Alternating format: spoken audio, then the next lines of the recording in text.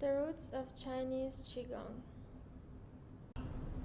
Yin and Yin.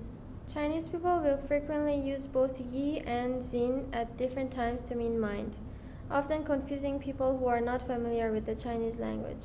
Before advancing any further, you should first be sure that you have a clear understanding of the subtle difference between these two words. Yi is the mind which is related to wisdom and judgment. When Yi has an idea, it strives to bring it to actualization in the physical world as either an event you will seek to bring about or as an object you will create. The Yi is focused and firmed by the will. Chinese people also use the word Jin to mean mind, although the word literally means heart. While Jin also denotes the presence of an idea, this idea is much weaker than that expressed in Yi. Jin is generated from and affected by the emotions. This mind is passive instead of active like the Yi. When someone says he has Yi to do something, this means he intends to do something. If he says he has Jin to do something, it means his emotions intend to do it.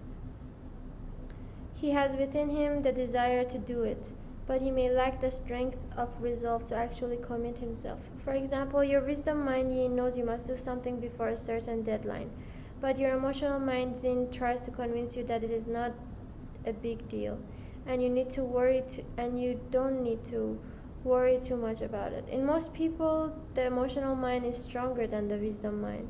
They act according to how they feel instead of what they think.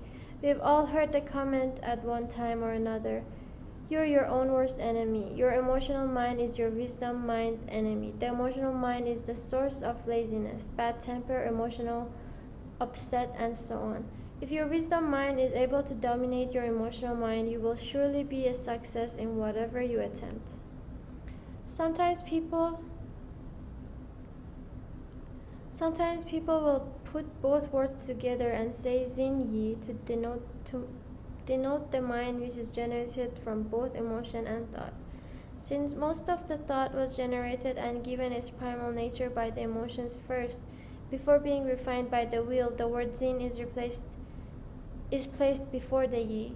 This is a good example of how Jin is used to denote the emotional mind and Yi is used for the mind of wisdom, intention, and will. In meditation society, it is said Yi Jin Hui Yi, which means modulate the Jin emotional mind to match the Yi wisdom mind. This means that the emotional aspect and the wisdom aspect of your mind must work together in harmony during meditation. Only then will you be able to use your Yi to regulate your body, for it is also said Yi Yi Hui Shen, which means use your Yi to meet the body. Jin and Shen are commonly used together as Jin Shen. This refers to the emotional mind which affects or is affected by Shen. When a person is absent-minded or confused, people say Jin Shen Bu Ning, which means mind and spirit are not stable. Spirit is also related to Yi or the wisdom mind. However, the Yi aspects of the mind is still the strongest, being generated from thought and will. This mind can firm the scattered emotional mind and the spirit, thereby raising the spirit. When the spirit is raised and firmed, the emotional mind will be steady. Yi is commonly used together with will, Yi Ji. This implies that the wisdom mind and the will are working together. The wisdom mind is firmed by the will, and the will firms the wisdom mind. In Chinese Qigong society, it is believed that the emotional mind, Jin, is mainly generated from the post-birth qi or food qi, which is converted from the food essence. The emotional mind is from the food avenue. Well, the wisdom mind Yi comes from the pre-birth qi, which is converted from the original essence you inherited from your parents. The post-birth qi is considered to be fire qi, while the pre-birth qi is considered water qi. It is believed that your emotions and temper are closely related to the food you eat. It can be seen that the animals who eat plants are more tame and non-violent than the animals which eat meat. Generally speaking, food which generates excessive qi in the middle dantian usually makes the body more positive and makes the person more emotional.